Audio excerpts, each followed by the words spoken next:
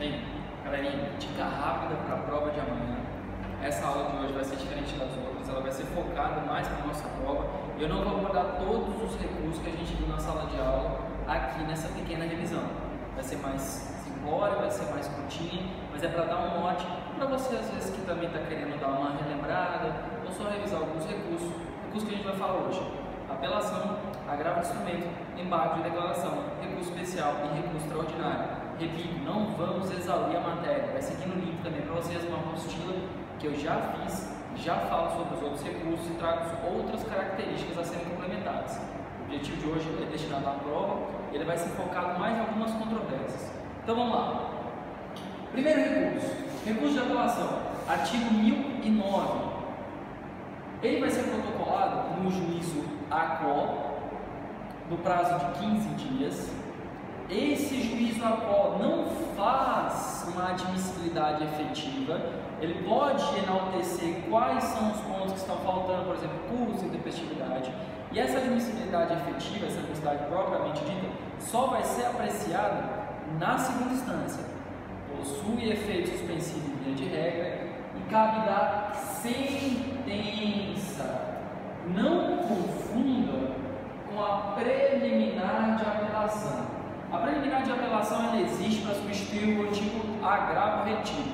Caberá preliminar de apelação da decisão que não comporta agravo de instrumento.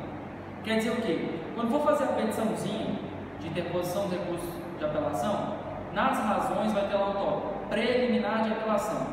Quando tiver alguma decisão que não comporta agravo de instrumento, decisão interlocutória que não comporta agravo de instrumento, aí vai caber preliminar de apelação, para afastar a possibilidade de preclusão, ok? Bem, o efeito suspensivo, o efeito regressivo, toda essa parte referente aos efeitos, prazo, preparo, tem na apostila que segue anexo, mas tenham cuidado com a preliminar de apelação e lembre-se, a apelação cabe de sentença. O fato de existir preliminar de apelação não quer dizer que cabe apelação em decisão interlocutória. O termo é preliminar de apelação nas decisões que não comportam agravo de instrumento. E por suposto, a preliminar de apelação tem que ser apresentado junto com a apelação nas razões de apelação. Agravo de instrumento. O agravo de instrumento cabe das decisões interlocutórias. Quem vai apreciar o agravo de instrumento vai ser o juízo ad quem. Antigamente o código vedava o protocolo no juízo ACO, agora o código já abre essa possibilidade de protocolo no juízo ACO e ele vai remeter para o juízo ad quem. Mas a prática nos diz que deve ser efetuado o protocolo direto no juízo ad quem. O Tribunal de Justiça do Distrito Federal, o protocolo é digital, é diretamente na segunda instância. Lembrando que após o protocolo a parte tem 3 dias para juntar a cópia dessa interposição. A petição de agravo de instrumento vai ser instruída como se fosse um inicial, com a qualificadora, com cópia da petição inicial, com cópia da contestação se tiver, cópia da réplica se tiver, certidão de publicação da decisão impugnada e a cópia da decisão impugnada, ok? Em 3 dias deve ser juntado o protocolo de interposição do juízo ad quem no juízo ACO. Só que isso daí é tranquilo. Lembrar, cabe de decisão interlocutória, mas tem uma disposição específica que deve ser salientada. O rol do 1015 é taxativo, não tem dúvida sobre o cabimento dele. Está ali as hipóteses, mas no artigo 2º, tomem cuidado, é a chamada decisão antecipada parcial de mérito, julgamento antecipado parcial de mérito, artigo 356, quer dizer o quê? Quando dentre os vários pedidos que estiverem ali, houver algum deles que for incontroverso, não tiver discussão, poderá haver um julgamento antecipado sobre aquele pedido, enfrentando o mérito daquele pedido, ou seja, eu vou desmembrar os pedidos, eu vou apreciar aquele que é incontroverso, e os demais que forem controvertidos ou precisarem de mais produção vão ser apreciados em outro momento. Essa decisão antecipada parcial vai ter o teor de julgamento antecipado, fazendo coisa julgada material e formal. Se a parte não protocolar agravo dessa decisão antecipada parcial de mérito, ocorrerá preclusão, ensejando na coisa julgada material. Eu posso então não protocolar recurso aqui e protocolar só na apelação? Não! O recurso cabível é agravo de instrumento toda vez que tiver o julgamento antecipado, parcial, de mérito. Por que eu gosto de usar o termo decisão? Para não ter confusão. Em que pese o código está escrito no artigo 356, julgamento antecipado, se memorizar decisão antecipada parcial de mérito, vai lembrar que o recurso cabível é o agravo de instrumento, ok? Embargo de declaração. Embargo de declaração cabe das decisões.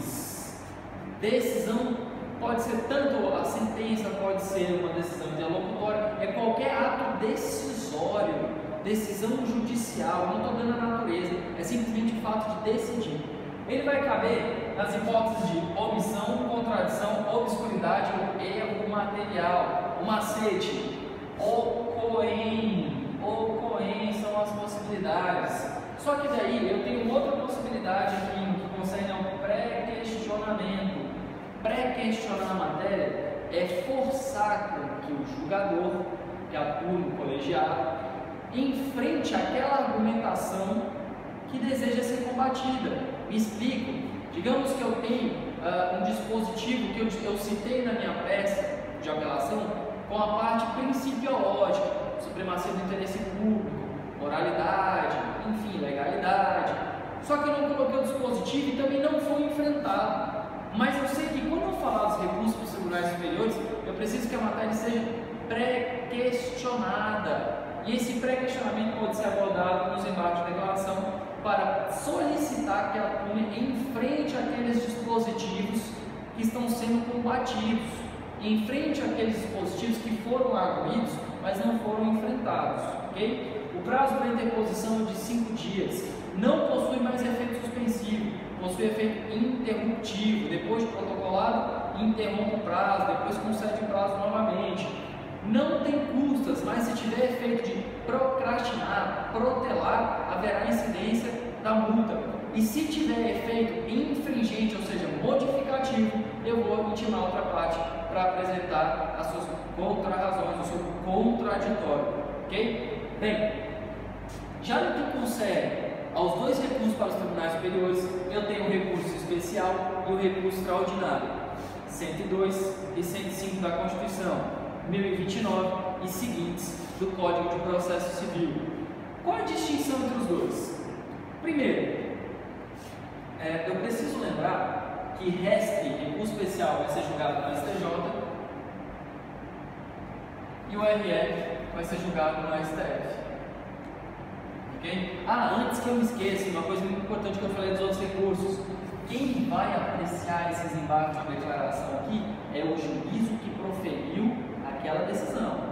Então, se foi decisão monocrática, foi o relator ou o juiz.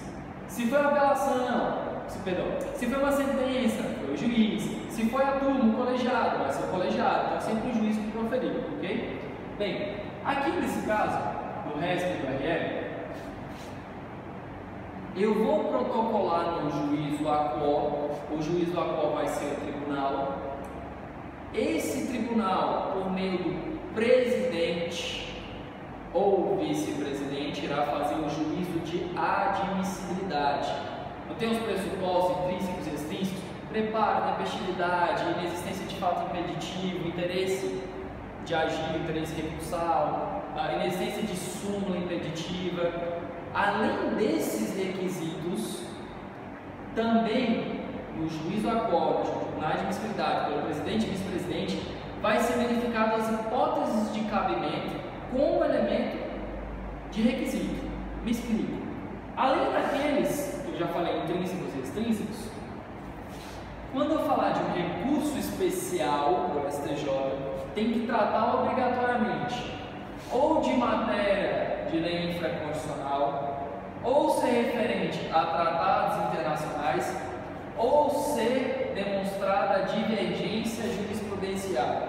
Infraconstitucional entende-se por abaixo da Constituição, leis federais, tratados internacionais, são as disposições convencionadas ratificadas, e a divergência tem alguns nuances importantes. Primeiro, a divergência não pode ser suscitada no mesmo tribunal.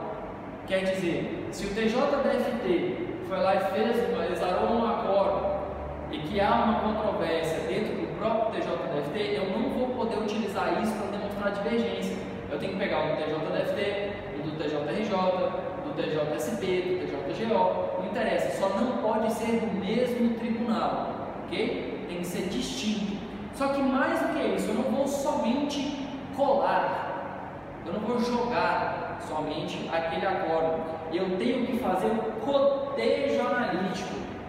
E o cotejo analítico é um enfrentamento, é pegar acórdão paradigma versus acórdão tal, demonstrar os trechos, é dizer, eu vou explicar o porquê, vou copiar o trecho, vou explicar a situação, a verossimilhança dos fatos e vou colocar o acórdão que eu estou impugnando e mostrar o porquê que há a divergência.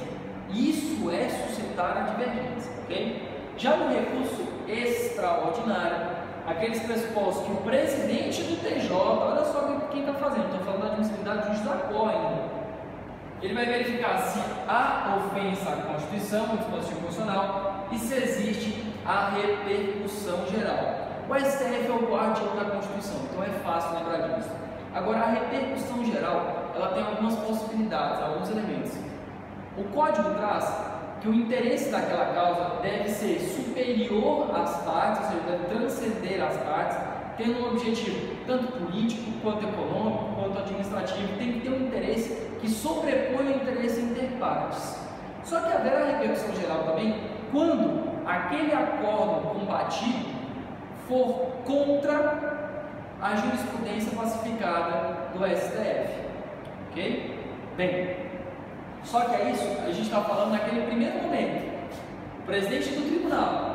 O presidente do tribunal, após fazer a admissibilidade, vai remeter para os respectivos órgãos. Lembrando que aqui o prazo é o mesmo para os dois, 15 dias. O que não quer dizer que ofende o princípio da irrecorribilidade. Por quê?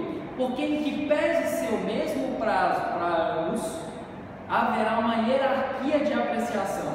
Vai primeiro para o STJ, depois do STJ que vai ser remetido para o STF.